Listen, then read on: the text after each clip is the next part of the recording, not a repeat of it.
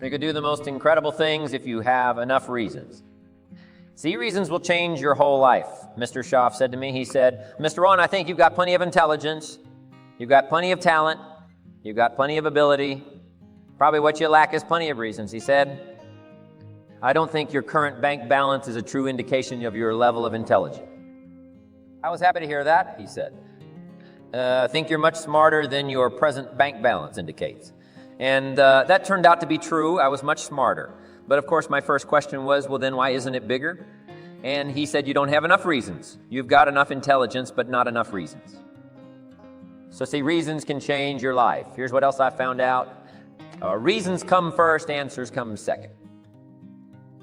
You don't get the answers to do well till you get the reasons.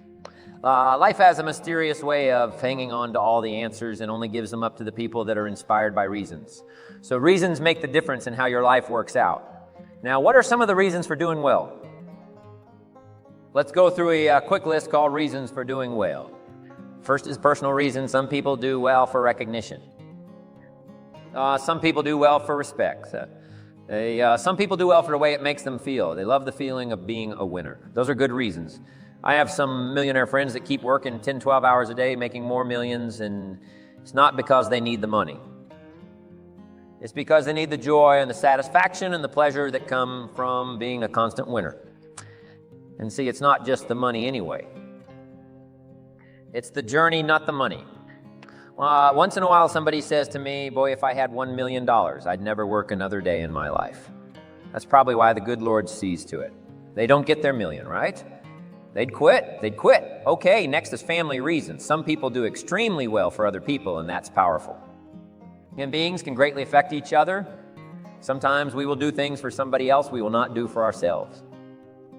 We are made that way. I met a man one time who said, Mr. Rohn, to do all of the things I want to do with my family around the world. He said, I got to have at least 25 of $1 million a year. I thought, incredible. Could a guy's family affecting that much? And the answer is, of course, how fortunate are the people that find themselves greatly affected by somebody for personal achievement, and we are affected, the writer of a recent song said. If not for you, the winter would hold no spring. Couldn't hear a robin thing. I just wouldn't have a clue if not for you, so we can be affected. That might be one of the most stimulating reasons to do well, finding somebody. When Andrew Carnegie died, the wee little Scotsman that built the big steel industry, when he died, they opened up his desk, and in one of those drawers, they found a slip of paper. On that piece of paper, Mr. Carnegie had written his goal for his life, and he wrote it when he was in his 20s. And on that piece of paper, it said, I'm going to spend the first half of my life accumulating money. I'm going to spend the last half of my life giving it all away. What a goal he got. So, inspired by that goal that the first half of his life, he accumulated $450 million, and the last half of his life, he gave it all away. Good question tonight. What's got you turned on? What's got you bombed out of sight to get up early and stay up late and hit it all day? Next question. What's got you turned off? When I found the answers to those two questions, my life exploded into change. I finally found out what had me turned off, and I got that cured.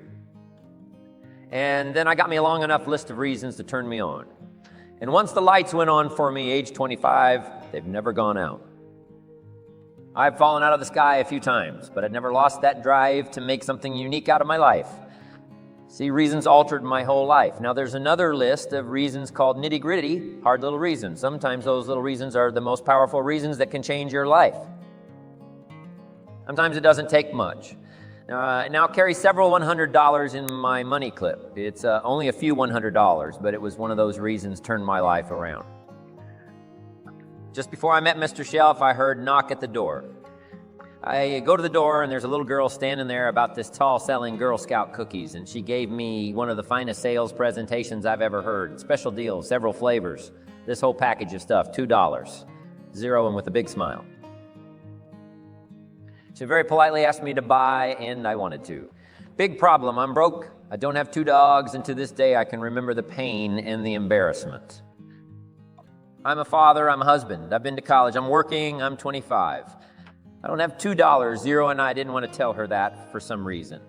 So I did what I thought was next best. I lied to it. I said, hey, look, I've already bought lots of Girl Scout cookies. I've still got plenty stacked in the house, which was not true, but it seemed to get me off the hook for the moment. She said, well, gosh, that's wonderful. Thank you very much, and she went away.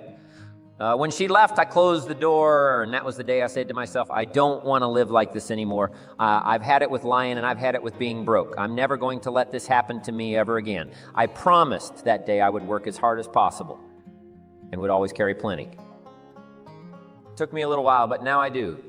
It was one of those reasons. And I guess I carry plenty for two reasons. One is the way it makes me feel, but also in case I bump into another Girl Scout selling cookies.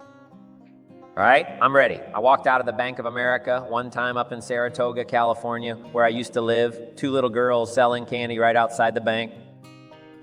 That place, some girl's organization they're working for, right? I come walking out of the bank.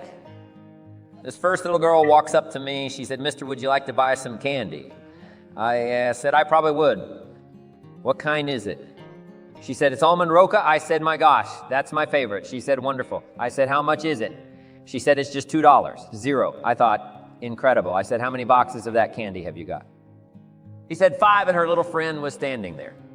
She was selling candy too. I said, how many boxes have you got? She said, I've got 4. I said, that's 9. I'll take them all. They said, read. She said, yeah, it's my favorite. I've got some friends. I'll pass them around. They got so excited, put all this candy together. I reached in my pocket and gave them the $18. But I've got the candy and they've got the money. The first little girl looks up at me. She says, Mr. Burks, you're really something. How about that? Can you imagine only spending $18? Zero, and have somebody look at you in the face and say you were really something. Now, you know why I carry heavy, right? I'm not going to miss anymore. It was just one of those reasons helped to change my life. One of my nitty-gritty reasons was budget finance. Budget finance used to grind my soul. Way back in those early days, I had fallen for one of those consolidation loans where you take all your little hard-to-pay bills, put them into one big, impossible-to-pay bill, right? I would get 4 or 5 payments behind this. One guy used to call me day and night, and I don't think they're allowed to do that anymore. Harassed me, threatened to run me in front of the judge, threatened to ruin my credit, threatened to embarrass my family one day. He said, we're going to come get your car, drag it rear, end up down the street in front of your neighbors. He called me a flake. And back in those days, I'm broke. I'm pitiful. There's nothing I can do about it. But I never forgot how the guy treated me. And when I met Mr. Show and I got my life started, straightened out, and the money started to flow, that was one of my first projects, budget finance. I poured it on day and night. I finally put all the money together I owed him, which was considerable. I picked a day for the payoff, and when the payoff day.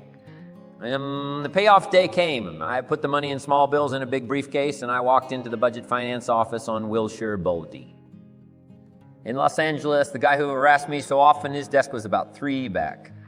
I walked right up to his desk, startled. He wondered what I was doing there. It was the first time I'd been there since I borrowed the money, right? Without saying a word, I opened up this briefcase, dumped this pile of money all over his desk. I said, count it. It's all there. I will never be back. And I turned around and stormed out. Now, that might not be noble, but if you haven't tried it, you've got to one time. So it can be the day that turns your life around. All you need is the reason that turns you on. One of my dear friends, Robert DePue Bobby, used to be a school teacher in Lindsay, olive capital of the world. Bobby taught school several years, got a little weary teaching school one day, decided he wanted to get into sales. So without telling anybody, he just up and quit his job teaching school and jumped into sales when he did. His brother made fun of him, laughed at him, put him down, said Roberts. Lost his mind, had a good job teaching school. Now he thinks he's a sales. He's going to go down the drain, lose everything. Just put him down something fierce. Bobby said, the way my brother acted when he got into sales, he said, that made me so mad I decided to get rich. And my question for you tonight is it possible to get that man? Of course, wealth is not a matter of intelligence, it's a matter of inspiration. Today, Robert happens to be one of my millionaire friends. Bobby's rich. Frank Sinatra said one time, the best revenge is massive success. It gets you a long enough list of reasons so that after tonight, you never lack for inspiration. You might not have all the answers right away, but you can get the answers if you get the reasons. Your better future is a dream for yourself and for your family. Where do you want to go? What do you want to do? What do you want to be? What do you want to see? You've got to dream dreams. There's a Bible phrase that says, without dreams and visions, people perish. You've got to have something to go for that inspires the heart and the soul. Dreams from the children of Sanchez. It says, take the crumbs from starving soldiers, they won't die. Take the bread from hungry children, they won't cry. But without dreams, we all will die. You've got to dream. Don't lose your dream for yourself, for your future, for your family. The dreams of love and enterprise and travel and doing things, becoming something unique on your journey here. Don't lose your dreams. Do some dreaming. Here's the big challenge of life. You can have more than you've got because you can become more than you are. That's the challenge. And of course, the other side of the coin reads, unless you change how you are, you'll always have what you got. I have found in my experience that income does not far exceed personal development.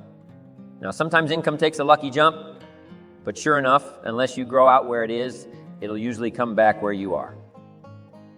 Life has strange ways. If somebody hands you $1 million best, you become a millionaire quickly, so you get to keep the money. Otherwise, sure enough, it'll disappear. Somebody once said, if you took all the money in the world, divided it up equally among everybody, it would soon all be back in the same pockets. Incredible. Success is something you attract, not something you pursue.